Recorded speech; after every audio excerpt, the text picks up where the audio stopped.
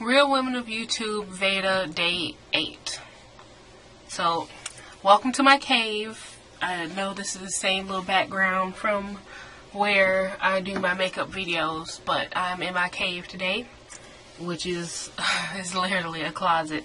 But it's cool because I got, you know, a place that's somewhat quiet. It's really hot here in Georgia, so we have our fan on pretty much 24/7 and AC is going, and you guys wouldn't be able to hear me all that well had I stayed, you know, outside or whatever. Had I stayed, you know, where I'm usually filming at. And, let's see. So, my hair is kind of everywhere. Didn't feel like doing anything to it. I literally put some water in it. And I put a few little bobby pins just to keep it, you know, on this side. Probably should have put it on the other side because when I got in here, I wasn't sure what side I was going to put the camera on because I got my laptop right in front of me. But whatever. I'm going to put it this way. I usually wear it to the left, but I alternate. You have to excuse any strangled, like, braiding hair you may see. Like I said, this is my newly formed cave, and I was in here not too long ago practicing on my mannequin head. I was trying to, you know, get the technique down for a few new braiding styles or whatever, because I want to try something different. I want to try Ghana braids. But anyway, so for day 8, we have to explain what our YouTube name means. So, I made the particular email for my channel back in 2010, and when I made it, I was freshly out of high school, and I was just starting fashion school, and that's a completely different story for another day. But yeah, I had always loved makeup, and I had always been around it since a very young age. Like, my great-grandmother was the first one to introduce me to makeup. She used to buy me, she used to give me the little lipstick samples that Avon used to have. They were literally like this big. And you could use that lipstick maybe like 5 or 6 times or whatever before you were done. And they were really nice. And she used to, you know, buy me the tinted chapsticks and stuff like that. So yeah, I had spent my high school years, you know, playing in makeup and stuff, and it was just like, when I made this email, it was like, I just fully jumped into the beauty community that is YouTube. And so, also during that time, you know, I'm young, let's see, I was 18, and was I 18? I was 19. Yes, I was 19. January, baby. I was coming into a lot of things, you know, learning a lot of stuff, and I fell into this state of being, or state of mind, or state of knowledge. I don't know how to explain it, but I'm a little hesitant to put this out here because it's so controversial as well, but just gonna do this because I am who I am, and if I can't touch somebody with what I'm doing, then, you know, what am I doing this for, you know? So, I gained knowledge of self. I became conscious, or whatever you wanted to call it. I learned,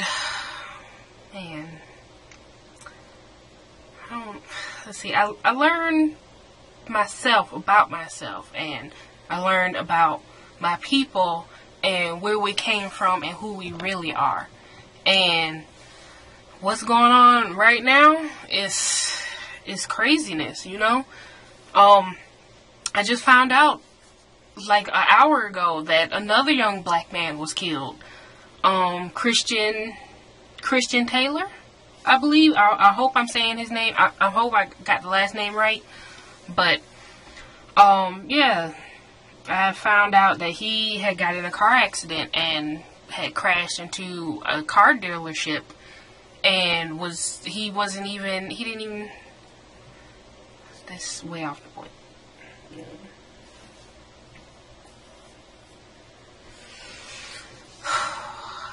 you guys have to excuse me. It's one of those days. But anyway, so it's like I became conscious. I gained knowledge of self, and when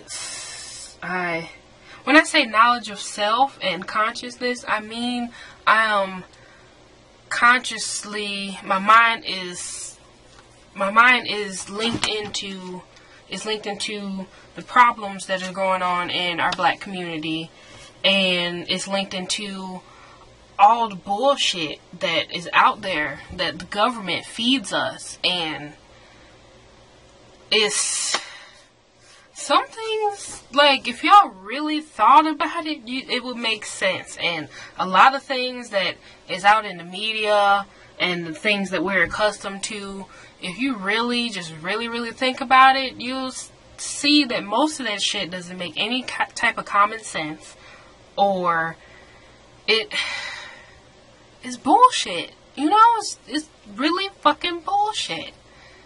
And so it's like, okay, so pretty, that came from at a time when I was just realizing myself that I was beautiful to myself. See, so it's like, you know, kids are mean and horrible sometimes, and it's like, it's clear to me that I'm fat. I've always been this way. And it's like, so for 10-year-old so-and-so to tell me that I'm fat when I'm also a 10-year-old, like, who is that helping? You know, it's like, is that helping you to make you feel better about yourself? Like, really? So it's like, you know, high school, middle school, elementary school, I was always teased or talked about for one thing or another. I remember high school, I was all about my curly hair, because in middle school, I went to a predominantly white school, and I was all about straight hair, and I had damaged my hair so bad from hot combing it. Yes, I used to hot comb my hair, and I would tell people that, and they're like, what are you hot combing your hair for? You have such beautiful hair. Well, I didn't feel it in middle school, because I was going for a trend that I only saw on, you know, fellow students. And it was like, even the other black kids, like, nobody was natural in middle school. Nobody. And so, besides the guys that had their hair cut short, other than that, nobody. There wasn't even dreadlocks in my middle school. And it's like, I went back to, high school, I went back to my hometown school, which now I feel like I should have never left, because I was in a good place, but also I wanted the opportunity to experience what school was like at another school. But, yeah, so it's like, I've had, one time somebody said my hair looked like Jerry curl, you know, when I was young, in high school. Literally my junior year, someone was like, oh, someone's like, oh man, I wish I had curly hair. And then it's like, well, you don't want Jerry curl like that, and pointed at me. And so it was like, my mom and my grandmother, my great-grandmother, my aunts, you know, uncles always told me I was beautiful, but it's like, I never felt it. Never felt it until I hit college, and I had a chance to explore, you know, Chicago, and I had a chance to, you know, come into my own self. Oh, sorry. It's just, that was really emotional time to just share with you guys. So, hold on.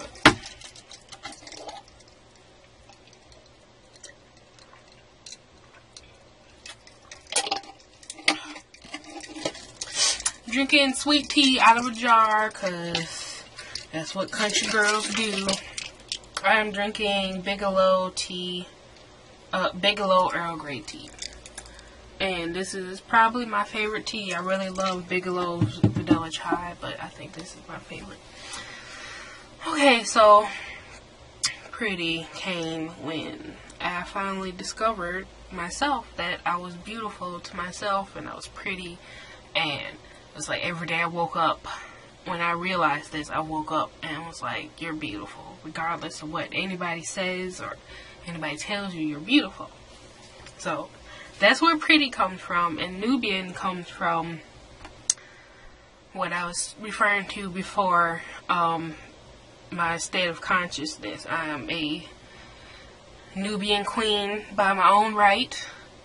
and I don't need anybody to tell me anything different. But you know, Nubian, that's the part that connects me with the homeland, with, you know, Africa. It's like my roots, I'm pretty sure, are solely over here, but regardless, we all started in Africa. All black people, we all started in Africa, you know, whether you like it or not. It's not this generation or the generation before that, but that's where we started, and that's what we'll always be. We'll always be Africans in our hearts and to our bloods, and that's it, you know, pretty Nubian. So, I'm pretty Nubian. I am proud to be an African-minded, conscious-minded black woman. And it's like I'm from here. I'm pretty sure I got, you know, some Native American in me.